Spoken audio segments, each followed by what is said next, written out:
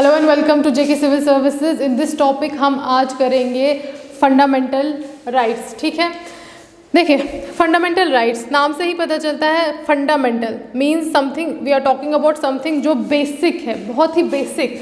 It means ये बहुत ही basic rights हैं, ठीक है ना।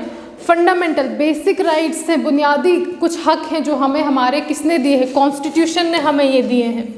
ठीक है, कॉन्स्टिट्यूशन ने हमें ये दिए हैं। किसमें? कॉन्स्टिट्यूशन के पार्ट 3 में है। 12 से 35 आर्टिकल्स कवर करते हैं फंडामेंटल राइट्स। एक्चुअल में 14 से 32 ही हैं, लेकिन एक दो एक्स्ट्रा है, वो भी हमें पढ़ने हैं पार्ट 3 में। ठीक है ना। अब बेसिक राइट्स दिए हमें किसने? हमारे कॉन्स्टिट्यूशन में। इनको कहा जाता है, these are the fundamental rights जो होते हैं ये गारंटीड राइट्स भी इनको कहा जाता है। गारंटीड कैसे? कॉन्स्टिट्यूशन ने दे दिए, ठीक है ना, कॉन्स्टिट्यूशन ने तो दे दिया। अब इनकी गारंटी कौन देगा कि ये हमें मिलेंगे ही मिलेंगे? तो इसकी गारंटी हमारा सुप्रीम कोर्ट लेता है, ठीक है ना। तो इसका मतलब क्या है? इसका मतलब ये कहा जा सकता है ये जस्टिसेबल है, ठीक है ना। ये इनका एक फीचर आ गया कि फंडामेंटल राइट्स आर जस्टिसेबल, यानी कि अगर जो कॉन्स्टिट्यूशन ने मुझे फंडामेंटल राइट्स दिए हैं अगर वो वायलेट होते हैं, अगर कोई इनको कम करने की या ख़त्म करने की कोशिश करता है, तो इसके लिए मैं केस कर सकती हूँ सुप्रीम कोर्ट में या हाई कोर्ट में। इसको कहते हैं justiciable, fundamental rights are justiciable, ठीक है ना। अब देखिए फंडामेंटल राइट्स को कहा जाता है Magna carta of India. Magna carta क्या है ये समझ लीजिए। ये दुनिया का पहला ऐसा डॉक्यूमेंट्स था जहाँ पर कुछ लोगों को कुछ बेसिक राइट्स दे दिए गए थे। इसको साइन किया था 1215 में किंग जॉन ने। राइट्स किसको दिए थे उसने? किंग जॉन ने बैरन्स को, इंग्लैंड के, ये कुछ समझ लीजिए ज़मींदार, लैंडलॉर्ड्स थे, ठीक है।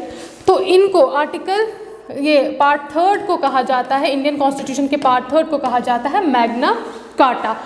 तो और हमने कहाँ से लिए हुए हैं ये फंडामेंटल राइट्स? ठीक है, फंडामेंटल राइट्स हमने लिए हैं कॉन्स्टिट्यूशन ऑफ, हमने लिए हैं यूनाइटेड स्टेट्स ऑफ अमेरिका से। ऑलराइट, अब हम पढ़ते हैं वन बाय वन इसमें है क्या। सबसे पहले आता है हमारा आर्टिकल 12।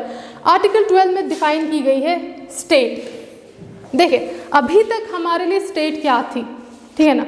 कोई हमें स्टेट पूछे तो स्टेट नॉर्मल स्टेट जैसे राजस्थान, गुजरात एक्सेट्रा, तमिलनाडु वगैरह। अब कॉन्स्टिट्यूशन ने स्टेट किसको कहा है? देखिए कॉन्स्टिट्यूशन ने स्टेट कहा है हर उस बॉडी को, हर उस इंस्टीट्यूशन को जिसके पास पावर है किस चीज़ की? डिसीजन मेकिंग, जो कोई डिसीजन या लॉ बनाए, ठीक है ना। पावर हो जिसके पास डिसीजन या लॉ बनाने की। तो स्टेट कौन है? कॉन्स्टिट्यूशन आर्टिकल 12 के हिसाब से गवर्नमेंट ऑफ इंडिया है या पार्लियामेंट ऑफ इंडिया है। क्यों? क्योंकि इनके पास पावर है, ये कुछ लॉ बना सकते हैं जो अप्लाई होंगे पूरी कंट्री पे। स्टेट की डेफिनेशन में क्या आती है? स्टेट गवर्नमेंट और स्टेट लेजिस्लेचर, क्योंकि स्टेट्स के भी अपने लेजिस्लेटिव असेंबलीज होते हैं ना, तो वो भी कुछ लॉज बना सकती हैं जो अप्लाई हो सकते हैं। लोकल अथॉरिटीज़, म्यूनसिपैलिटीज़, पंचायत है ना, लोकल 3rd टायर जो हमारा गवर्नमेंट का माना जाता है, पंचायत वगैरह, ये भी कुछ ना कुछ राइट्स, ये डिसीजंस देती हैं, ठीक है ना। इनको भी स्टेट्स के एम्बिट में लाया है। और कुछ स्टैच्यूरी और नॉन स्टैच्यूरी, मतलब स्टैच्यू बाय लॉ कुछ अथॉरिटीज़ बनी हुई होती हैं, जैसे हमारा oil and natural gas corporation आ गया, स्टील अथॉरिटी ऑफ इंडिया आ गया, लाइफ LIC आ गया, ठीक है ना। ये सब भी स्टेट की डेफिनेशन में आते हैं। तो सिंपल आपको याद रखना है स्टेट में कौन आएगा? पार्लियामेंट है इंडिया का, government of India, state legislature, local authorities, यानी कि इनके पास पावर है किस चीज़ की? To make decisions. अब आते हैं नेक्स्ट हम आर्टिकल 13 पे। देखिए इससे पहले एक छोटा सा कंसेप्ट अपना क्लियर कर लीजिए। सी, लेजिस्लेचर, एग्जीक्यूटिव और जुडिशरी, ये 3 पिलर्स माने जाते हैं गवर्नमेंट के। लेजिस्लेचर में हमारे लोकसभा, राज्यसभा यानी कि पार्लियामेंट आता है, ठीक है ना। ये क्या करता है? ये लेजिस्लेट करता है। लेजिस्लेचर लॉ बनाता है, बनाया, अब इसने लॉ बनाया, लॉ को इम्प्लीमेंट कौन करेगा? लॉ बनाना अलग बात है, लॉ को लागू करना अलग बात है। लागू कौन करेगा लॉ को? हमारा एग्जीक्यूटिव, प्राइम मिनिस्टर है, इसके साथ इसका काउंसिल ऑफ मिनिस्टर है प्लस प्रेसिडेंट, है ना। लॉ तब तक इम्प्लीमेंट नहीं होगा जब तक उस पर प्रेसिडेंट अपना साइन करेगा। तो ये आगे एग्जीक्यूटिव और जुडिशरी क्या करेगी, वो देखेगी ये जो लॉ इन्होंने बनाया है, ये जो इम्प्लीमेंट किया है एग्जीक्यूटिव ने लॉ, ये सही है या गलत है। ओके, ये कुछ बेसिक कंसेप्ट है। अब हम आगे बढ़ते हैं आर्टिकल 13 पे। आर्टिकल 13 हमारा क्या कहता है कि अगर देखें सी आर्टिकल 13 ये कहता है कि देखो 1950 में हमारा कॉन्स्टिट्यूशन जो है एनफोर्स हुआ, ठीक है, बना था 49 में ही, एनफोर्स पूरे इसके पूरे आर्टिकल्स और पार्ट्स कब अप्लाई हुए इंडिया में 1950 में, ठीक है। तो बोला गया है कि आर्टिकल 30 में बोला गया है कि जुडिशरी देखेगा, हमारी जुडिशरी जो है जो देखता है कि लॉ जो बनाए हैं वो सही है या गलत है, जो इसको इंटरप्रेटर भी कहते हैं, देखेगा कि 1950 से पहले कोई ऐसा लॉ या लॉ का कोई ऐसा पार्ट तो नहीं है जिसने हमारे फंडामेंटल राइट्स को वायलेट किया है। अगर कुछ है तो उसको नलिफाई करार दिया जाएगा, यानी कि उसको ख़त्म कर दिया जाएगा, ठीक है ना। 1950 के बाद क्या होता है, 1950 के बाद भी अगर पार्लियामेंट आज की डेट में या 1950 के बाद कभी भी कोई ऐसा लॉ बनाती है, किसी लॉ में कोई ऐसा पार्ट इंक्लूड करती है जो हमारे फंडामेंटल राइट्स को वायलेट करता है, तो उसको नल एंड वाइड करार दिया जाएगा। ये सुप्रीम कोर्ट के ऊपर एक पावर दी है आर्टिकल 13 ने, जिसको कहते हैं हम जुडिशियल रिव्यू, यानी कि जुडिशरी रिव्यू कर रही है, देख रही है कोई ऐसा आर्टिकल, पार्ट या क्लॉज तो नहीं है जिससे हमारे फंडामेंटल राइट जो हैं वो वायलेट हो रहे हैं, ठीक है। हो गया 12 और 13। अब आते हैं हम हमारे मेन फंडामेंटल राइट्स पे। सी ओरिजिनली कॉन्स्टिट्यूशन में 7 फंडामेंटल राइट्स थे। Equality, freedom against exploitation, freedom of religion है, educational and rights of minorities, right to property, right to constitutional remedies. Originally इतने थे लेकिन अभी प्रेजेंट में 6 ही हैं। क्यों? क्योंकि ये जो राइट टू प्रॉपर्टी है ना हमारा, इसको फंडामेंटल राइट्स की लिस्ट से हटा दिया। अब ये फंडामेंटल राइट्स नहीं है। इसको कैसे हटाया? 44th कॉन्स्टिट्यूशनल अमेंडमेंट था 1978 का, और इसको कहाँ पे लाया गया? कॉन्स्टिट्यूशन के पार्ट 21 में आर्टिकल 300A इसको बना दिया गया, ठीक है ना। अब टोटल कितने फंडामेंटल राइट्स आ गए? 6। अब हम इनको 1 by 1 पढ़ते हैं, ठीक है। ओके, नेक्स्ट है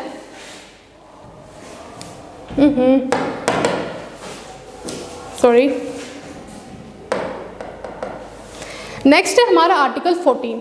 आर्टिकल 14 क्या कहता है? आर्टिकल 14 प्रोवाइड्स राइट, आर्टिकल 14 से स्टेट जो है वो प्रोवाइड करती है equality before law and equal protection of law. देखिए 2 चीज़ें आती हैं इसमें, equality before law. Equality before law का मतलब है कि नोबडी इज़ अबोव लॉ, मतलब रूल ऑफ लॉ। देखिए ये कहता है कि कोई भी इंसान लॉ से बढ़कर नहीं है, ठीक है। इसी की दूसरी लाइन क्या कहती है? इसी की दूसरी लाइन कहती है equal protection of law, equal protection of law, यानी कि हमें तो बताया गया कि लॉ की नज़र में, कानून की नज़र में सब एक जैसे हैं। सब एक जैसे होने का मतलब है कि कोई रेस हो रही है, ठीक है, कोई किसी दौड़ना है किसी रेस में, तो उसमें बताया गया है कि आपके पास 15 मिनट का टाइम है, आप दौड़िए, और उसमें सब इंक्लूडेड है। चाहे उसमें वो इंसान है जो परफेक्ट है, जिसकी दोनों टांगें ठीक हैं, वो इंसान है जो डिसेबल है, जिसकी एक टांग है एक टांग नहीं है, वो इंसान है जो अंधा है। लॉ क्या बनाया कि 15 मिनट की रेस है, दौड़ना है, ठीक है ना। इसमें बताया कि no one is above law, लेकिन अब इस लॉ को प्रोटेक्ट भी तो करना है। सॉरी, आर्टिकल 14, ठीक है। अब इस लॉ को प्रोटेक्ट कौन करेगा? Equal protection in equal circumstances. अब रेस होगी लेकिन इक्वल लोगों की इक्वल लोगों के साथ होगी। आपको एग्जांपल देते हैं, जैसे देखो ओलंपिक्स होता है, एक पैरा ओलंपिक्स होता है जिसमें सिर्फ डिसेबल लोग जो हैं, डिसेबिलिटी जिनमें है, वो पार्टिसिपेट करेगी। तो ये कहीं ना कहीं नाइंसाफ़ी है ना कि जो परफेक्ट है उनके साथ उन लोगों को दौड़ाना जो जिनकी कोई डिसेबिलिटी है। तो ये कहता है इक्वलिटी बिफोर लॉ, कानून के सामने सब बराबर है, कोई भी ऊपर नीचे नहीं है। और ये क्या कहता है? अगर बराबर हैं तो उनको प्रोटेक्शन भी प्रोवाइड करनी है। Equality before law British UK का कंसेप्ट और इक्वल प्रोटेक्शन ऑफ लॉ जो है वो अमेरिकन कॉन्स्टिट्यूशन का कंसेप्ट है। ठीक है, इसके बाद आता है हमारा जो इक्वालिटी बिफोर लॉ है ना, ये आर्टिकल, ये रूल ऑफ लॉ पे बेस्ड है जो एवी डाइसी ने दिया था। ओके, इसके बाद आता है आर्टिकल 15। आर्टिकल 15 क्या कहता है? स्टेट डिस्क्रिमिनेशन नहीं करेगी। किस बेसिस पर डिस्क्रिमिनेशन होता है? भेदभाव नहीं करेगी। किस बेसिस पर? रिलीजन, रेस, कास्ट, सेक्स और प्लेस ऑफ बर्थ। ठीक है, लेकिन इसमें एक चीज़ है, ओनली ऑफ, सिर्फ इन चीज़ों पे नहीं करेगी, लेकिन कुछ चीज़ों पे करेगी। जैसे फॉर एग्जांपल हम पढ़ते हैं कि रिजर्वेशन मिल गया एससीज और एसटीज़ को 15% या 7.5%, जॉब्स में रिजर्वेशन मिल गया, तो सिर्फ इन चीज़ों पे जो है वो डिस्क्रिमिनेशन नहीं होगा, लेकिन कुछ चीज़ों पे डिस्क्रिमिनेशन होगा। जैसे वुमेंस को रिजर्वेशन मिलता है, बच्चों को फ्री एजुकेशन मिलती है, ठीक है, एससीज एसटीज़ को रिजर्वेशन मिलता है, ओबीसीज अदर बैकवर्ड क्लासेस को रिजर्वेशन मिलता है। हम यहाँ पे ये नहीं कह सकते कि यहाँ पे हमारा राइट टू क्या है, आर्टिकल 15 जो है ये वायलेट हुआ है। क्यों?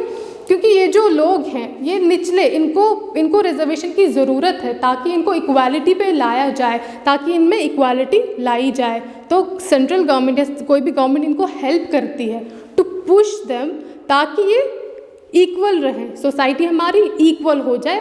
ठीक है, तो कुछ सर्टन इसको कहते हैं पॉजिटिव डिस्क्रिमिनेशन। ठीक है, पॉजिटिव डिस्क्रिमिनेशन या एफर्मेटिव एक्शन भी इसको कहते हैं। ऑलराइट, और नेक्स्ट हमारा है,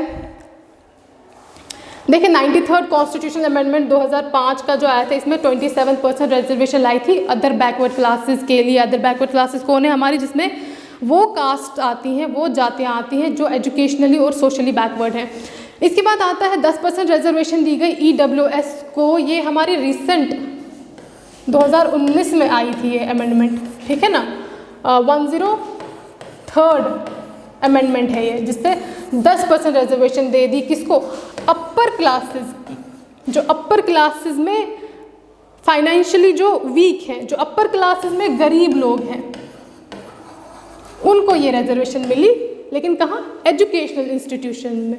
ठीक है, उसके बाद आर्टिकल 16 आता है। इसमें क्या दिया है? प्रोवाइड्स इक्वालिटी ऑफ अपॉर्चुनिटी, यानी कि गवर्नमेंट जॉब्स जो है उन पे भी इक्वालिटी है, उन पे भी डिस्क्रिमिनेशन नहीं होगा। लेकिन थोड़ा सा इसमें एक एक्सेप्शन है कि कभी कभार आपका डोमिसाइल या रेजिडेंस, प्लेस ऑफ रेजिडेंस या डोमिसाइल के बेस्ड पर थोड़ा सा काइंड ऑफ भेदभाव नहीं कहेंगे, थोड़ा सा एक्सेप्शन है। जैसे फॉर एग्जांपल जब 35A एब्रोगेट नहीं हुआ था, उससे पहले हमें JNK की जॉब सिर्फ JNK के लोगों के लिए रिजर्व थी ना, तो डोमिसाइल कहीं कहीं स्टेट्स पर क्राइटेरिया रखा है। JNK में अब तो नहीं है, टोटली एब्रोगेट हो गया है, लेकिन ये डोमिसाइल का जो क्राइटेरिया है अभी एप्लीकेबल कहाँ है? आंध्र प्रदेश में और तेलंगाना में, इस आर्टिकल के द्वारा।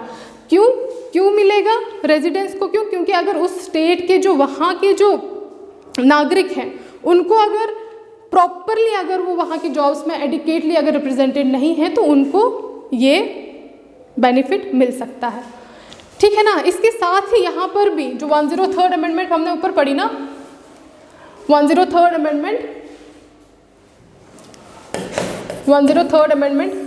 2019 की, उसी के द्वारा यहाँ पर भी 16 क्लॉज 6 यहाँ पर भी ऐड हुआ कि अब 10% रिजर्वेशन मिलेगी। कहाँ? जॉब्स में। अगर क्वेश्चन आया एजुकेशनल इंस्टीट्यूशन में, वो आर्टिकल 15 में ऐड हुआ है। अगर क्वेश्चन आया जॉब्स में कहाँ रिजर्वेशन मिली है 10% वाली EWS को, वो आर्टिकल 16 में है। इसके अलावा एक और यहाँ पर है कि state can declare that a particular office, अगर कोई एक पर्टिकुलर ऑफिस रिलेटेड है किसी एक रिलीजन से, जैसे फॉर एग्जांपल हम लेंगे कि माता वैष्णो देवी का जो बोर्ड है, जहाँ की वो वहाँ की वो जो गवर्निंग काउंसिल है जो भी है, ठीक है, गवर्निंग काउंसिल जो है वहाँ की, तो वहाँ पर ये बात कही गई है कि वहाँ पर सिर्फ हिंदू कम्युनिटी से लोगों को अपॉइंट किया जाएगा। ठीक है, तो यहाँ पर हम ये नहीं बता सकते कि ये डिस्क्रिमिनेशन है on the basis of religion. ठीक है, इसी तरह जैसे मुस्लिम वक्फ बोर्ड है, तो वहाँ पर सिर्फ मुस्लिम्स को ही अपॉइंट किया जाएगा। Next is article 17, untouchability, abolition of untouchability.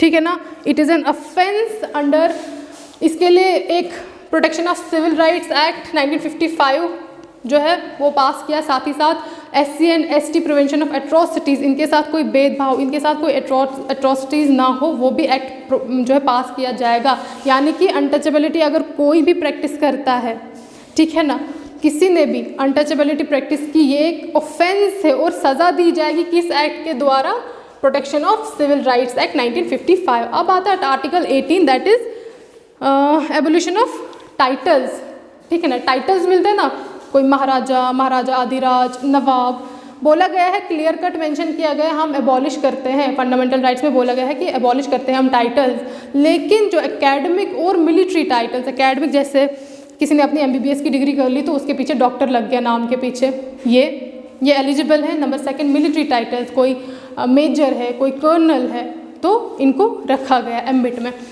उसके साथ ही साथ अगर मैं सिटीज़न हूँ इंडिया की, ठीक है ना, मुझे कोई फॉरेन कंट्री कोई टाइटल दे रही है, जैसे UK नाइटहुड देती है टाइटल, तो मैं नहीं ले सकती, ठीक है। नंबर 2 अगर कोई फॉरेनर है इंडिया में, वो होल्ड कर रहा है ऑफिस ऑफ प्रॉफिट इंडिया का, तो अगर उसको लेना है बाहर का कोई टाइटल, ठीक है ना, तो उसको प्रायर परमिशन लेनी पड़ेगी, कहाँ से, प्रेसिडेंट ऑफ इंडिया से, ठीक है ना। देखिए ऑफिस ऑफ प्रॉफिट को लेके हमेशा एक कंफ्यूजन रहता है कि what is office of profit. Office of profit कोई भी ऐसा ऑफिस है जहाँ से आपको सेंट्रल गवर्नमेंट या स्टेट गवर्नमेंट के द्वारा पैसे मिल रहे हैं, आसान भाषा में समझ लीजिए, कोई सैलरी मिल रही है, ठीक है।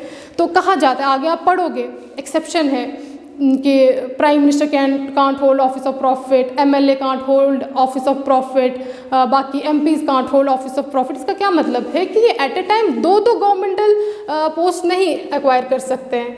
जैसे फॉर एग्जांपल गौतम गंभीर हैं, अभी ही इज़ MP इन लोकसभा, इसका क्या मतलब है, ये ऑफिस ऑफ प्रॉफिट नहीं ले सकते, मतलब कि ये सेंट्रल गवर्नमेंट की या स्टेट गवर्नमेंट की कोई एक ऐसा ऑफिस नहीं ले सकते जहाँ से इनको सैलरी मिल सकती है, एम्यूलमेंट मिल सकते हैं। On the other hand Gautam गंभीर क्रिकेटर है, ये कहीं जाके अपनी ये कमेंट्री भी करते हैं, वहाँ से जो इनको पैसा मिलता है वो इंक्लूड नहीं होगा ऑफिस ऑफ प्राइवेट के अंदर, क्योंकि ये ऑफिस ऑफ प्रॉफिट के अंदर, क्योंकि ये तो प्राइवेट है ना, ये सेंट्रल गवर्नमेंट और स्टेट गवर्नमेंट। इसके अलावा ऑफिस ऑफ प्रॉफिट जो है ना, इसको क्लियरली कॉन्स्टिट्यूशन में या किसी भी एक्ट में क्लियरली तो नहीं मेंशन किया गया है। इसको बोला गया है कि जब भी ऑफिस ऑफ प्रॉफिट का कोई इशू उठेगा तो इसको जुडिशरी हमारी डील करेगी केस टू केस, ठीक है। नाउ नेक्स्ट इज वेट अब आता है राइट टू फ्रीडम, आर्टिकल 19 से जो 22 तक है। आर्टिकल 19 हमें ये 6 इंपॉर्टेंट राइट्स प्रोवाइड करते हैं। तो ये जो 6 इंपॉर्टेंट राइट्स हैं ये एब्सोल्यूट नहीं है, ये क्वालिफाइड है। एब्सोल्यूट होने का मतलब समझ लीजिए कि हमें समझिए पहले एब्सोल्यूट क्या होता है। 6 राइट्स देता है, right to freedom of speech and expression, ठीक है, मुझे राइट मिला स्पीच एंड एक्सप्रेशन का। इसका मतलब ये नहीं कि मैं कुछ भी बोलूँ, मैं कुछ ऐसा बोलूँ जिससे हमारे कंट्री की जो सिक्योरिटी है या मॉरलिटी है या थ्रेट में आ जाए, कुछ ऐसी स्पीच दूँ जिससे कम्युनल वायलेंस हो, दंगे हो, ठीक है। तो इसको यहाँ पे क्या है, रीजनेबल रिस्ट्रिक्शन है यहाँ पे। उसके बाद right to assemble peacefully and without arms, आपको प्रोटेस्ट करना है तो पीसफुली करना है, डजंट मीन आपको गाड़ियाँ रोकनी है, आपको अपने साथ हथियार रखने हैं, नो बिल्कुल नहीं। तो मतलब क्या है, ये रीजनेबल रिस्ट्रिक्शन है। राइट है कि आप एसोसिएशन, यूनियंस और कोऑपरेटिव सोसाइटीज़ बना सकते हो, लेकिन वो लीगल काम ही करने चाहिए, ऐसा नहीं वो कुछ इलीगल काम करे, ठीक है। उसके बाद आप जो हो इंडियन टेरिटरी में कहीं भी फ्रीली घूम सकते हो थ्रू आउट इंडिया। एक्सेप्शन क्या है, आप रहा शेड्यूल्ड, कुछ ट्राइबल एरियाज़ होते हैं, कुछ नेशनल पार्क्स होते हैं जहाँ पर एंट्री थोड़ी रिस्ट्रिक्टेड होती है ड्यू टू सम रीज़न, तो ये इसके ऊपर रिस्ट्रिक्शन है। अब बोला है आप कहीं भी रिजाइड या सेटल हो सकते हो in any territory of the country, same इस पर भी यही अप्लाई होती है रिस्ट्रिक्शन की, ठीक है, हमें राइट तो दिया गया है लेकिन इस पर रिस्ट्रिक्शन क्या है कि हम ज़रूरी अब हम ट्राइबल एरियाज़ में जाके सेटल नहीं हो सकते, क्योंकि वहाँ जाके वहाँ का उनका एक डिस्टिंक्टिव, उनका एक अपना कल्चर है, वो ख़राब हो सकता है, ठीक है। उसके बाद you have right to practise, आप कोई भी प्रोफेशन ले सकते हैं, कुछ भी बिजनेस कर सकते हैं, तो अब ये राइट दिया है, कुछ भी बिजनेस कर सकते हैं। इसका मतलब ये नहीं कि आप कुछ ऐसा बिजनेस करेंगे जो विद इन द लॉ जो हो, एक क्राइम हो, बिजनेस करेंगे। आपको ये नहीं करना है कि आप ह्यूमन ट्रैफिकिंग स्टार्ट करेंगे, ठीक है, दैट मीन्स इसके ऊपर रीजनेबल रिस्ट्रिक्शन है। इसको कहा जाता है कि ये क्वालिफाइड राइट्स हैं, ये एब्सोल्यूट राइट्स नहीं हैं, ठीक है। उसके बाद 19 के बाद आता है आर्टिकल 20 हमारा, ये गलत है, ये गलत लिखा है यहाँ पे, ये यहाँ पे आर्टिकल 20 ये नहीं है, ये 21, ये कौन सा है, ये आर्टिकल 20 देखिए क्या है, ये नहीं है, अपनी PDF पे करेक्ट कर दीजिए, ये 20 नहीं है, ये 21 में हम पढ़ेंगे। आर्टिकल 20 सेज कि article 20 grant protection against arbitrary and excessive punishment to an accused person.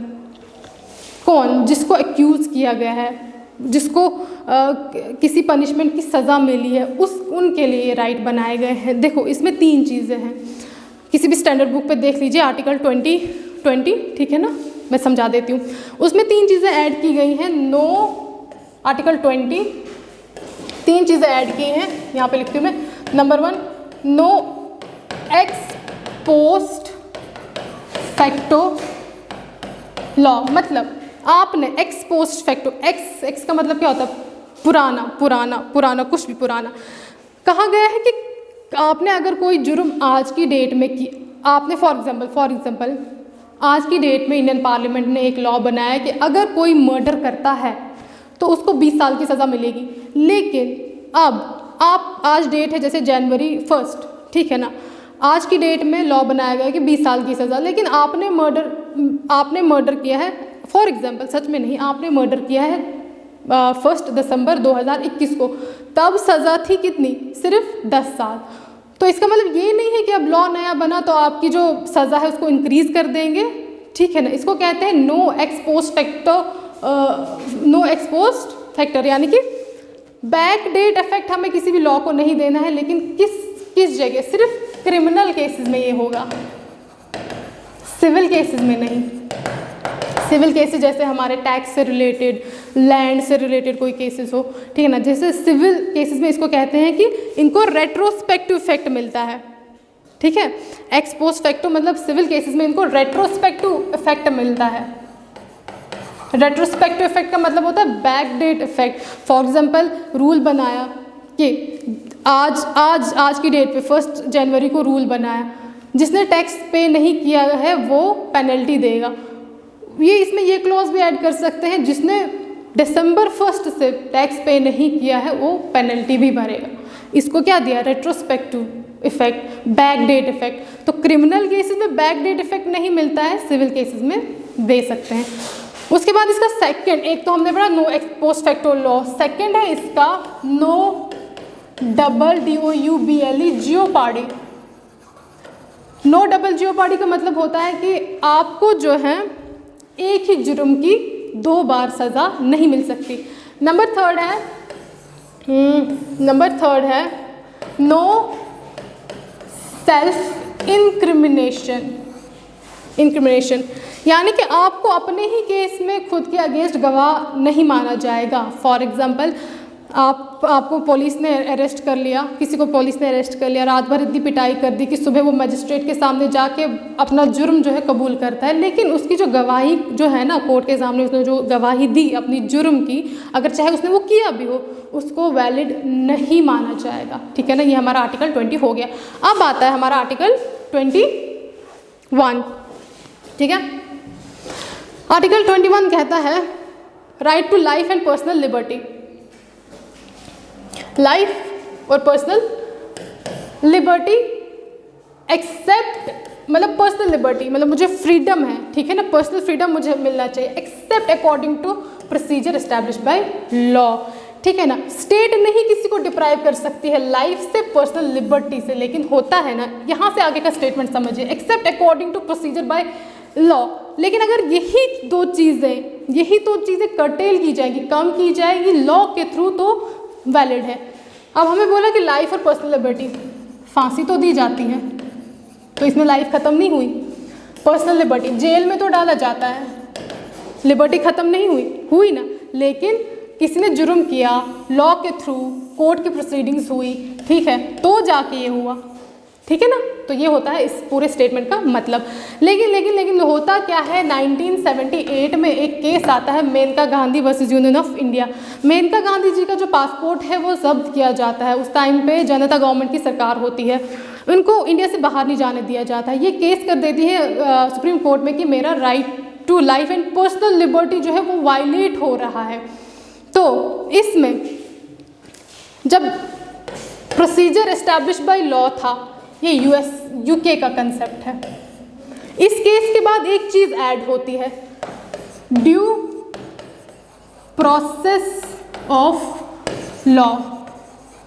इसका मतलब क्या है?